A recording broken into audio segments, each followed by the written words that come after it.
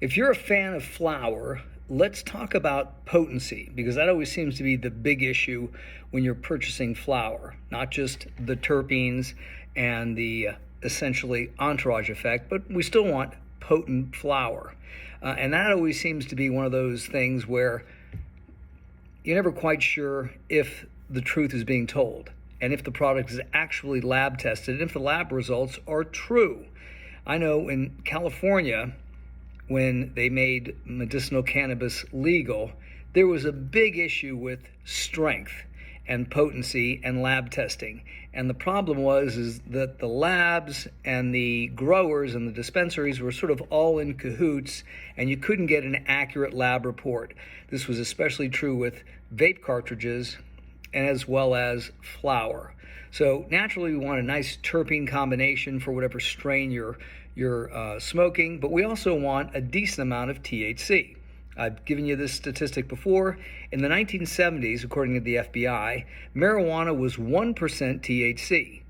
In the 90s, it was 3% THC. The national average is around 16 to 17% THC, especially with the proliferation of medicinal and recreational cannabis. So when we're talking about low, mid, or high grade or top shelf marijuana, the numbers differ vastly.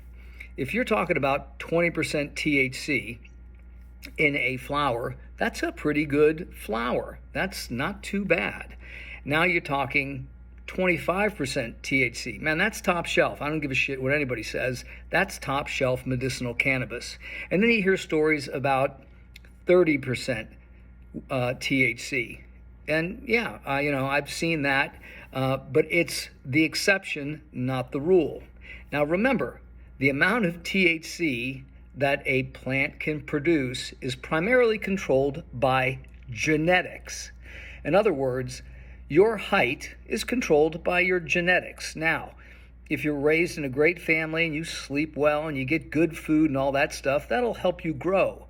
But your final height is limited by your parents and your genetics. And that holds true for cannabis.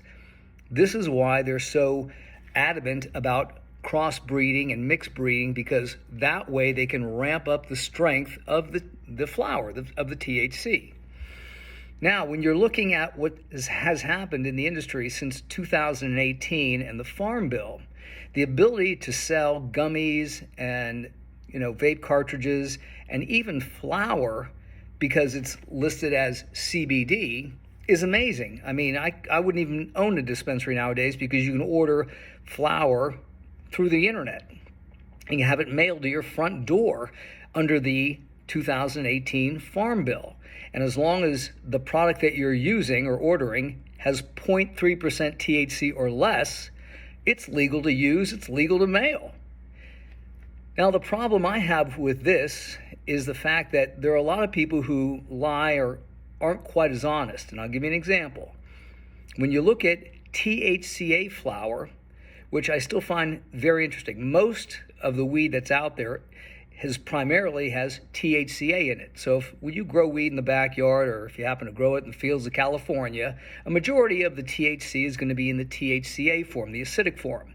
Now, you get a little degradation because of heat and light and age and time.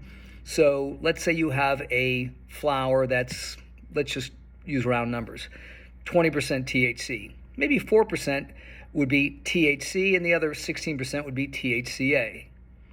But when you look on some of these sites and you're looking at a product, a flower that is 30, 32, 35, 38% THCA, you're going, really? Now, is this marijuana or is this hemp?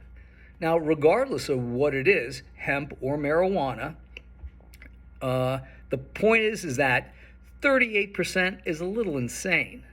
Okay, 38% of the weight of that product is going to be THC. Now, I know you got to multiply it by 0.877 to take into consideration the loss of the carboxylic acid group as it decarboxylates and goes from THCA to THC. But when I start seeing these numbers from smoke shops or people who are selling this medical cannabis And again, the THCA numbers of their lab reports or whatever is listed is at 36 and 38%. I'm like, that is insanely strong weed. Almost to the point where you're like, that sounds like BS. And again, if it's marijuana or hemp, they're both classified as cannabis, so you're telling me you genetically modified hemp producing cannabis or a plant that's going to somehow magically make 38% THCA, or you've somehow manipulated the genetics of a marijuana plant to be upwards of 38% THCA? That seems a little too good to be true. And if you're doing it, that's great. Tell me about it. But again, it just seems like it's a little too strong, a little too impressive, especially with what's going on in the industry and the fact that it's almost like the Wild West again. Anybody can sell anything and put anything on it and either get some lab to verify it, or they falsify the lab report, so they pull the lab report from somebody else, slap their name on it, and now you have a lab report. So it's one of those things that, and especially with the proliferation of internet purchases, you got to be careful with what you're buying. So that's the point of this video. And what I'm also really interested in is the fact that growers can grow marijuana in either indoor conditions or outside, and yet they can prevent the conversion or the breakdown of THCA into THC. How do they prevent that? How do they keep that under 0.3 when it just might occur naturally in the plant? Even if things are grown in cool conditions and there's not much light, which I'm not sure how you do grow marijuana without much light. But that's the question I have.